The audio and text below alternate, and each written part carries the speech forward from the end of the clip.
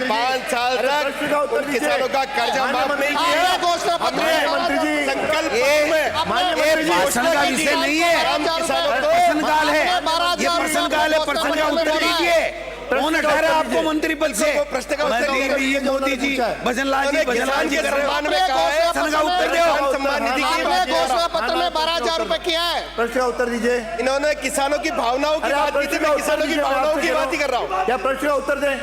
निश्चित रूप से संकल्प पत्र अनुसार प्रधानमंत्री किसान सम्मान निधि योजना के तहत वित्तीय सहायता राशि 12,000 रुपए प्रतिवर्ष करने की घोषणा की थी, जिसमें कहीं भी चरणबद्ध रूप से बढ़ाने का उल्लेख नहीं था।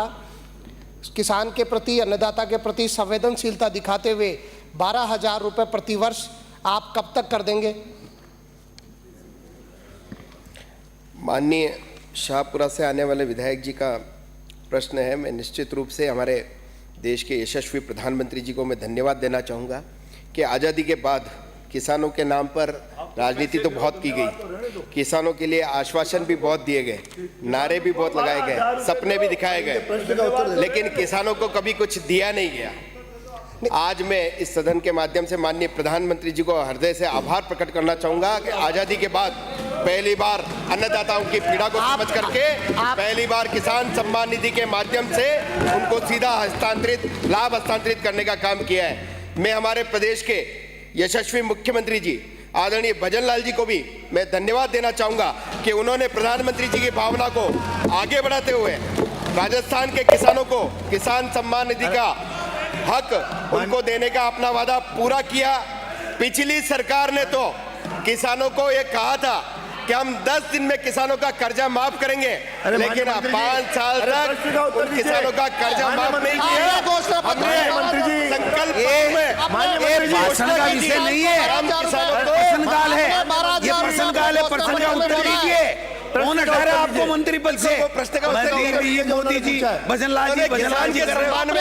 प्रश्न का उत्तर दो। सम्मान निधि की घोषणा पत्र में 12,000 रुपए किया है। प्रश्न का उत्तर दीजिए। इन्होंने किसानों की भावनाओं की बात की थी, मैं किसानों की भावनाओं की बात ही कर रहा हूँ। क्या प्रश्न का उत्तर दें?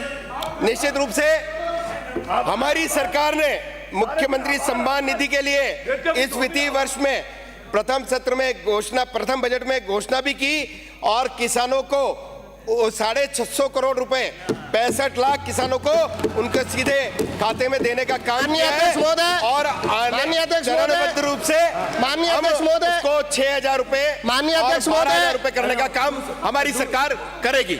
माननीय अध्यक्ष महोदय, इनके संकल्प पत्र में चरणबद्ध रूप से कहीं नहीं लिखा हुआ। मैं पूछ रहा हूं कि 12,000 रुपए आपने कहा है वार्षिक करने का, वो कब तक कर देंगे?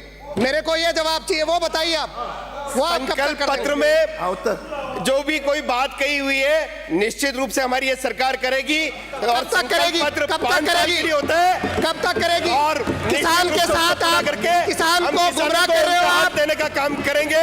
आपके जैसे केवल चुनाव के समय घोषणा करके और वादे करके उनसे पीछे नहीं हटेंगे। माननीय मंत्री जी, उत्तर के बाद बैठिए। माननीय अध्यक्ष महोदय, क्योंकि गंभीर प्रश्न है, बड़ी मेजें भी थपथपाई गई हैं। जो घोषणा पत्र उसमें ये कहा गया था कि प्रति वर्ष देंगे। प्रति वर्ष का मतलब ये है कि 5 वर्ष देंगे। प्रति वर्ष का मतलब ये नहीं है कि आखिरी वर्ष देंगे। सबसे पहली बात तो आप प्रति वर्ष देंगे तो पहला वर्ष तो आपका निकल गया, आप नहीं दे पाए, एक नंबर बात। दूसरी बात, आपने बजट घोषणा की कि हम 2,000 देंगे 6,000 को की जगह, और 2,000 में भी आपने 1,000 रुपए दिए। आप खैरात बांट रहे हो, 2 किस्त नहीं 3 कर दी, बची हुई 500 में देंगे।